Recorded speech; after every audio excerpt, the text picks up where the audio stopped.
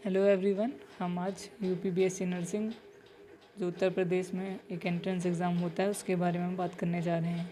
ये यूपीबीएससी नर्सिंग की official website है जिस पे एग्ज़ाम कंडक्ट कराया जाता है। कंडक्ट कराने वाली एग्ज़ाम जो एजेंसी है पहले केजीएमयू होती थी, बट अब अटल बिहारी वाजपेयी यूनिवर्सिटी हो चुकी है। 2 सालों से अटल बिहारी वाजपेयी मेडिकल यूनिवर्सिटी या एबीवीएमयू यूनिवर्सिटी एग्ज़ाम कराती है। आज हम अटल बिहारी वाजपेयी यूनिवर्सिटी द्वारा जो यूपीबीएससी नर्सिंग का एग्ज़ाम जो कंडक्ट होता है उसमें सभी एलिजिबिलिटी क्राइटेरिया जो प्रोसीजर्स होंगे वो बताएंगे, और हम बात करेंगे कितने पासिंग मार्क्स चाहिए होते हैं, कितने घंटे का पेपर होता है, ऑफलाइन पेपर होता है या ऑनलाइन पेपर होता है, इस सभी के बारे में हम आज बात करेंगे। और कितने राउंड काउंसलिंग होती है, पासिंग मार्क्स कितने चाहिए होते हैं यूपीबीएससी एंट्रेंस एग्ज़ाम के लिए हम बात करेंगे। और कितने गवर्नमेंट कॉलेज हैं इसको हम नेक्स्ट वीडियो में, अगर आप हमसे रिक्वेस्ट करेंगे तो हम गवर्नमेंट कॉलेज की एक लिस्ट बना करके हम आपको बताएंगे कितने गवर्नमेंट कॉलेजेस हैं और उनके क्या क्या नाम है वो भी हम बताएंगे। अगर आपको चाहिए हो तो आप कमेंट करके हमें बताइएगा। हम सभी जो प्रश्न रह जाएंगे वो हम कमेंट में रिप्लाई करके आपको जवाब दे देंगे। हम इन सभी इसी वीडियो में हम सभी जो डाउट्स होंगे यूपीबीएससी नर्सिंग से रिलेटेड हम उन सबको कवर करेंगे। चलिए देखते हैं। ये पिछले साल का ब्राउचर है यूपीबीएससी नर्सिंग का, और जो यूपीबीएससी नर्सिंग होता है वो एग्ज़ाम सीनेट एग्ज़ाम के नाम से जाना जाता है। चलिए अब हम बात करते हैं यूपीबीएससी नर्सिंग की बात करते हैं। चलिए यूपीबीएससी नर्सिंग की बात करेंगे तो हम यूपीबीएससी नर्सिंग की बात करते हैं। और सेकेंड हम यूपीबीएससी नर्सिंग 4 ईयर का प्रोग्राम होता है। इसको सीनेट या सीईटी एग्ज़ाम बोलते हैं। और जो अटल बिहारी वाजपेयी मेडिकल यूनिवर्सिटी इस एग्ज़ाम को कराती है। अब ये पिछले साल का इंफॉर्मेशन ब्राउचर है या नोटिफिकेशन ब्राउचर है, इसमें सभी डिटेल्स दी गई हैं। हम इसके बारे में बात करने जा रहे हैं। चलिए हम बात करते हैं उसके बारे में। बात करते हैं। चलिए हम बात करते हैं बीएससी नर्सिंग एंट्रेंस एग्ज़ाम के बारे में। ये इन्फॉर्मेशन ब्राउचर है जिसमें हम आपको सभी डाउट क्लियर कर देंगे। जो यूपीबीएससी नर्सिंग का एग्ज़ाम होता है उसे हम सीईटी बोलते हैं, सीईटी बोलते हैं और सीईटी बोलते हैं। ठीक है, सीईटी बोलते हैं, 2022 बोलते हैं। ठीक है, अब एलिजिबिलिटी क्राइटेरिया की बात करेंगे। एलिजिबिलिटी क्राइटेरिया में कौन कौन से बच्चे एग्ज़ाम दे सकते हैं वो the candidate should ensure himself और self about his eligibility criteria. कौन कौन से बच्चे एग्ज़ाम दे सकते हैं उसके बारे में बात करेंगे। सबसे पहले हम बात करेंगे कि the candidate should ensure himself and her eligibility criteria. सबसे पहले हमें जानना होगा कि हम एलिजिबल हैं यूपीबीएससी नर्सिंग के लिए या नहीं।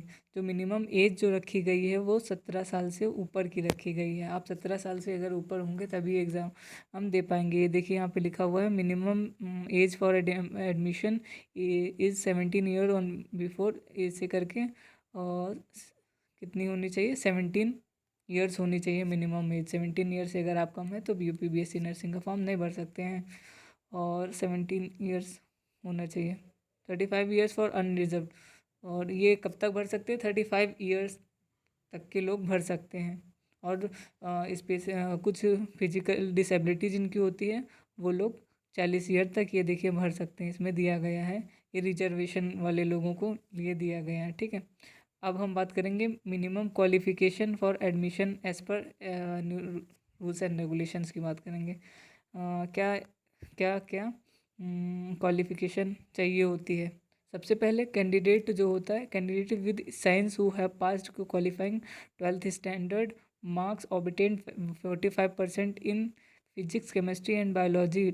सबसे पहले बात जो करेंगे ये सिर्फ केवल एग्ज़ाम बायोलॉजी के स्टूडेंट या साइंस में जो 12th में जो साइंस साइड लिए हुए हैं और उसमें भी बायोलॉजी ग्रुप के बच्चे ही एग्ज़ाम दे सकते हैं, और जिसमें कि ज़रूरी है इंग्लिश भी ज़रूरी है।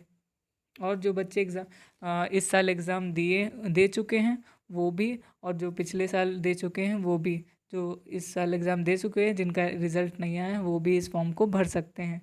और जो मिनिमम सब्जेक्ट्स में मार्क्स चाहिए हों, 45 मार्क्स फिजिक्स, केमिस्ट्री, बायोलॉजी में और इंग्लिश में ज़रूरी है। फिजिक्स, केमिस्ट्री, बायोलॉजी और इंग्लिश इस एग्ज़ाम के लिए ज़रूरी है।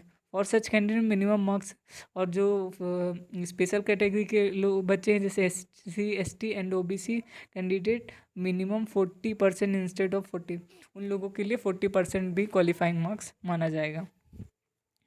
उसके या इंटरमीडिएट में होनी चाहिए। Candidate are also eligible from other state और recognised by Uttar Pradesh national institute recognised by central government having subjects and English only. वो बच्चे भी एलिजिबल होंगे जिन्होंने NIOS का पेपर दिया हो या NIOS से उन्होंने डिग्री 12th की ली हो। इंग्लिश इज़ एन, ये देखिए बच्चों, यहाँ इंग्लिश जो होगा वो कंपलसरी सब्जेक्ट होगा। यहाँ पे देखिए लिखा हुआ है, English is a compulsory subject in 10+2 for BSc nursing. ये देखिए, इंग्लिश जो होगा कंपलसरी होगा UP BSc नर्सिंग एग्ज़ाम वाले बच्चों के लिए, ठीक है। और कलर ब्लाइंडनेस, ये देखिए, colour blindness, blind candidates are eligible provided that colour corrective contact and spectacles are worn by. जो बच्चों को कलर ब्लाइंडनेस की प्रॉब्लम है, वो बच्चे भी एग्ज़ाम दे सकते हैं और वो उनको दे सकते हैं। The selection of candidate will be, the selection of candidate, जो सिलेक्शन होगा कैंडिडेट, ये the selection of candidate will be to medical fitness. No selected candidate will be permitted. The selection of candidate will be subjected to medical fitness. No selected candidate will be permitted to join the course unless declared medically fit by the medical. सबसे पहली बात यह है कि इसमें इस वाले section में बताया गया है कि मेडिकल टेस्ट जो होगा वो एक जो सारे कॉलेजेस होते हैं उसमें मेडिकल फिटनेस टेस्ट होता है, वो ज़रूर पास करना होगा। जब ये टेस्ट तब होता है जब हम लोग काउंसलिंग करवाते हैं, तब ये टेस्ट होता है। अब रिजर्वेशन की बात करेंगे। रिजर्वेशन में क्या होता है? रिजर्वेशन में फिजिकली जो फिजिकली होते हैं, फिजिकली डिसेबल्ड होते हैं, उनका सर्टिफिकेट कंपलसरी होता है। और जो बच्चे OBC, अदर बैकवर्ड क्लास या SC ST के आते हैं, उसमें ये मेंशन किया गया है कि वो सिर्फ तहसीलदार द्वारा बनाया ही अप्रूव्ड होगा। ये देखिए यहाँ पे दिखाया गया है, ये देखिए यहाँ पे बताया गया है, तहसीलदार वाला ही चाहिए यहाँ पे, ये कंपलसरी है, इसके बिना नहीं हो पाएगा, ठीक है। और ये 1 साल पहले का चल जाएगा, जहाँ तक बताया गया था पिछले सालों में, उससे ज़्यादा का नहीं चल पाएगा। देखिए यहाँ लिखा हो OBC मस्ट 6 मंथ, OBC का जो होगा वो 6 मंथ या 1 साल पुराना चलेगा, वरना आपको नया बनवाना होगा। बेहतर यही होगा कि आप नया बनवा लीजिए, अभी एग्ज़ाम होने में टाइम है, और जब तक एग्ज़ाम होगा और काउंसलिंग वगैरह चालू होंगी तब तक आपका बन के रेडी हो जाएगा। चलिए आगे बात करते हैं। The candidate should ensure himself self eligibility as per section 4 of this application for अब फीस की बात करेंगे। जो एग्ज़ामिनेशन फ़ीस होती है वो 3,000 से लेकर के 3,000 तक होती है, और SC ST की 2,000 होती है, या 1,800 या 1,200 होती है। मैक्सिमम जो होगी 3,000 तक ही होती है।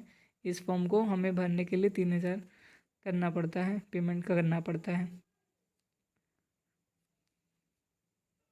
बच्चों यहाँ पे एक बात कही गई है कि जो है all document pertaining to be eligibility caste certificate, जितने भी सर्टिफिकेट होते हैं, यहाँ पे जो बातें कही गई हैं, जितने भी सर्टिफिकेट्स हैं जो हम इस फॉर्म में भरते हुए लगाएंगे, वो सब जो होता है काउंसलिंग के समय में आपको कॉलेज में वेरीफाई करवाना पड़ता है, और वो सही होने चाहिए, और तभी आपका सिलेक्शन हो पाएगा। अदरवाइज़ वहाँ पे आपको डिस्क्वालीफाई कर दिया जाता है एग्ज़ाम्स में, ठीक है। आगे हम बात करेंगे। एडमिट कार्ड जो होता है वो ऑफिशियल वेबसाइट पे अवेलेबल होता है। यहाँ देखिए ये अवेलेबल होता है,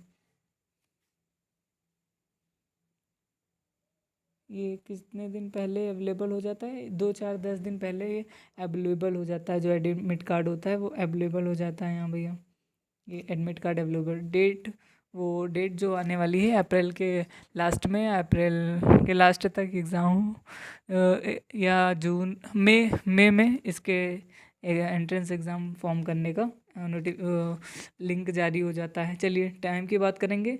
जो पेपर होता है वो 180 मिनट का होता है। ये देखिए टाइम की 180 मिनट का पेपर होता है, यानी कि 2 घंटे का समय होता है, जिसमें 200 मार्क्स का पेपर होता है। एक भी निगेटिव मार्किंग नहीं होती है। 200 मार्क्स का पेपर होता है, एक भी निगेटिव मार्किंग नहीं होती है। और 200 क्वेश्चंस कवर करने होते हैं हमें। ठीक है, ये देखिए यहाँ पे दिया गया है। ठीक है, 2 घंटे का पेपर होता है जहाँ तक।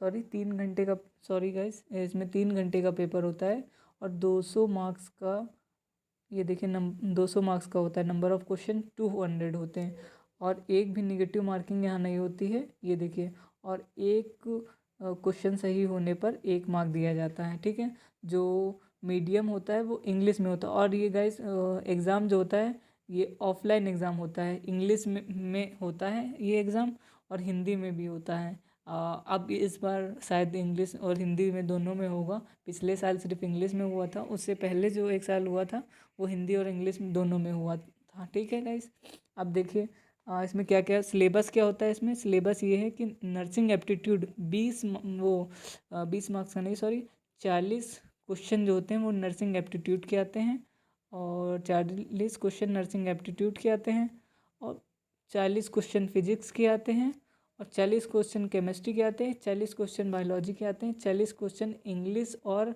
जनरल नॉलेज दोनों को मिला के आते हैं। और इसमें हमें क्लास 11th और 12th फिजिक्स केमिस्ट्री बायोलॉजी के जो भी चैप्टर्स होते हैं, जितना सिलेबस होता है वो सबसे क्वेश्चन इसमें पूछे जाते हैं। ठीक है फ्रेंड्स, और ये देखिए मिनिमम क्वालिफाइंग फॉर, हाँ इसमें क्वालिफाइंग मतलब कि ये देखिए मिनिमम क्वालिफाइंग मार्क्स की बात करेंगे। ये जो होता है ये 50%, मतलब 200 में से कम 100 मार्क्स होने चाहिए काउंसलिंग में बैठने के लिए। हमें अगर गवर्नमेंट कॉलेज चाहिए या प्राइवेट कॉलेज भी चाहिए तो कम से कम मिनिमम क्वालिफाइंग मार्क्स जो होते हैं वो 100 चाहिए होते हैं। और SC ST के लिए 40% मार्क्स होते हैं, यानी कि 80 मार्क्स होंगे तब भी SC ST के लोग बैठ सकते हैं। और जो अदर कैटेगरी की बात करें उसमें 100 मार्क्स के आसपास नंबर कम से कम होने चाहिए काउंसलिंग में बैठने के लिए, ही सिर्फ बता रहा हूँ, काउंसलिंग में बैठने के लिए। अब चलिए आगे बात करते हैं, रिज़ल्ट की बात करते हैं। रिज़ल्ट जो होता है, रिज़ल्ट की बात करते हैं। रिज़ल्ट जो होता है वो एग्ज़ाम जैसे 3 जून को होगा, तो रिज़ल्ट जो आएगा वो 10 या 11 जून तक रिज़ल्ट हर हालत में आ जाता है। फिर उसके बाद में जो होता है काउंसलिंग की डेट जारी होती है। ठीक है, अब और क्या क्या चाहिए होता है। रिज़ल्ट की बात हो गई, ये रिज़ल्ट की बात हो गई। चलिए फ्रेंड्स, और क्या बात करते हैं, काउंसलिंग जो, हाँ काउंसलिंग की बात करते हैं। काउंसलिंग जो होती है वो 3 मोड की होती है। तीन मेन काउंसलिंग होती है, first round, second round and third round, 3 counselling ही होती है। ठीक है, इसमें एग्ज़ाम में कोई भी निगेटिव मार्किंग नहीं होती है। इस एग्ज़ाम में कोई भी निगेटिव मार्किंग नहीं होती है, और 200 मार्क्स का पेपर होता है जो कि आप जानते हैं। और क्या बता दिए हैं आपको। और ये एग्ज़ाम जो होता है सभी जून में ये एग्ज़ाम कराया जाता है। और हमने लगभग सारे ही पॉइंट्स इसमें कवर कर लिए हैं। और अगर जिसको अभी जब नोटिफिकेशन जारी होगा, और जल्दी मई तक इसका जो नोटिफिकेशन जारी होगा और फॉर्म भरे जाने लगेंगे। और जो भी आपके डाउट्स होंगे अटल बिहारी वाजपेयी